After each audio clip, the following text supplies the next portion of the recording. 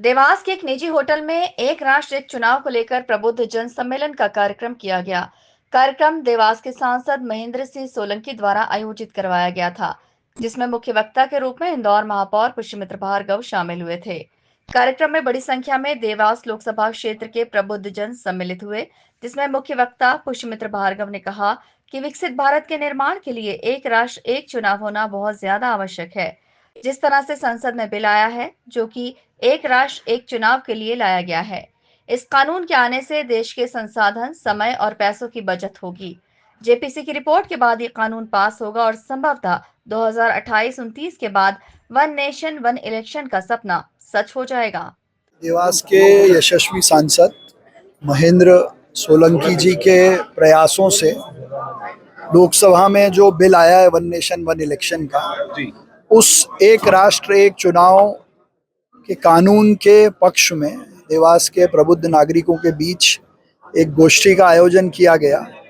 और ये कानून विकसित भारत के लिए देश के संसाधन, समय, पैसे और विकास के लिए बहुत ज़रूरी है। इस बात पर अब देश भर में विमर्श शुरू हो गया है और कई कारणों से अलग अलग चुनाव होने से जो नुकसान देश को हो रहा है उसको अब बचाने की ज़रूरत है। और मुझे विश्वास है कि आज के इस विमर्श के बाद देवास से भी सैकड़ों हज़ारों लोग देश के राष्ट्रपति जी को इस बिल के समर्थन में अपना प्रस्ताव भेजेंगे। कौन कौन से चुनाव हैं जिनको सम्मिलित किया जाना चाहिए प्रमुखता? देखिए, पहले फेज में लोकसभा और विधानसभा के चुनाव को एक साथ कराने का प्रस्ताव बिल के रूप में आया है और ये दोनों चुनाव यदि एक साथ हो जाएंगे तो 2-2.5 लाख करोड़ रुपए देश के संसाधन और पैसे बचेंगे। इसके अलावा जो रिपोर्ट है, बिल के पहले की रिपोर्ट है, उसमें ये कहा गया है कि लोकसभा विधानसभा के 100 दिन में नगरीय निकाय के चुनाव भी कराए जाए। जी जी, आज जो चर्चा हुई, आपसे सवाल भी करे लोगों ने, तो आपको लगता है ग्रामीण और जो शहरी क्षेत्र की जो जनता है, ये लोग समझ पाएगी इस चीज को? देखिए, इसमें बहुत समझने का विषय इसलिए नहीं है कि हर मतदाता को अपनी स्वतंत्रता से मत देने का अधिकार है। केवल चुनाव किस समय हो इस पे चर्चा है। और देवास के नागरिक तो वैसे ही जागृत हैं, माँ चामुंडा की नगरी के हम सब लोग हैं, तो मुझे लगता है कि ये विषय केवल देवास नहीं, देवास से बहुत आगे जाएगा। देश में जागरूकता अभियान चला जाएगा, इसको लेकर चल रहा है भैया। कल हम इंदौर में पूरे मध्य प्रदेश के छात्र नेता एकत्रित हो रहे हैं इस पे विमर्श करने के लिए। अंतिम सवाल है, कब तक इम्प्लीमेंटेशन पॉसिबल है इसका? देखिए, ऐसा है कि ये बिल तो पार्लियामेंट में आ गया है और ये जेपीसी अभी देश भर में लोगों से सुझाव लेने के लिए घूम रही है और जेपीसी अपनी जब रिपोर्ट सबमिट करेगी उसके बाद कानून पास होगा, तो मुझे लगता है संभवतः ये 2028-29 के बाद ही होगा। वहीं देवास के सांसद महेंद्र सोलंकी ने कहा कि देश के प्रधानमंत्री नरेंद्र मोदी भारत को 2047 तक विकसित भारत बनाना चाहते हैं, जिसमें यह भी महत्वपूर्ण है कि वन नेशन वन इलेक्शन करवाया जाए। देश बार बार जो अनावश्यक चुनाव का सामना करता है उससे भी छुटकारा मिले।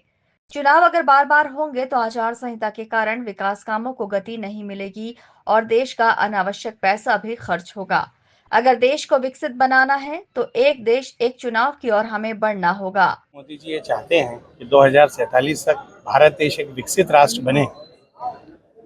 उसमें एक बहुत बड़ी अपेक्षा इस बात की भी है कि देश जो बार बार अनावश्यक चुनावों का सामना करता है, इससे देश को और देश की जनता को छुटकारा मिले। चुनाव यदि बार बार होंगे तो सरकार आदर्श आचार संहिता के कारण जिस काम को गति दे सकती है उस काम को गति नहीं दे पाती है। देश का पैसा अनावश्यक रूप से खर्च होता है।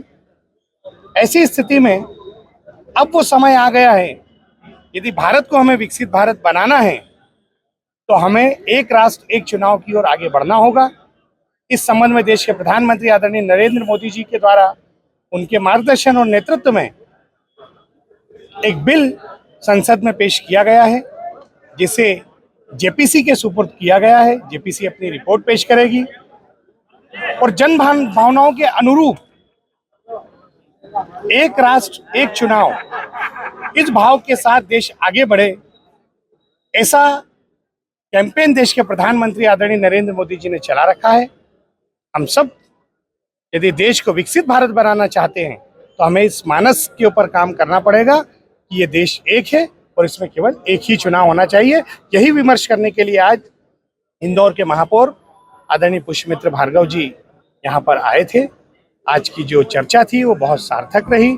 यहाँ के प्रबुद्ध जनों ने उस चर्चा में भाग भी लिया। मैं प्रबुद्ध जनों के प्रति भी बहुत आभार व्यक्त करता हूँ। देवास के आशीर्वाददाता, देवास लोकसभा क्षेत्र के आशीर्वाददाताओं के प्रति अपना आभार व्यक्त इस करता हूं। प्रकार की विचार गोष्ठी क्या आगे भी निरंतर जारी रहेगी? निश्चित रूप से ये जनजागरण का विषय है। लोगों का मानस इस बात के लिए बनना चाहिए कि देश को यदि विकसित भारत बनाना है तो हमें एक राष्ट्र एक चुनाव की ओर आगे बढ़ना होगा। इसके लिए और भी अगर कार्यक्रमों की आवश्यकता होगी तो निश्चित रूप से ऐसे कार्यक्रम और भी लोकसभा में आयोजित किए जाएंगे। इस कार्यक्रम में बड़ी संख्या में भाजपा के कार्यकर्ता और सामाजिक संस्था से जुड़े लोग मौजूद थे। Bureau report, INN news, Dewas.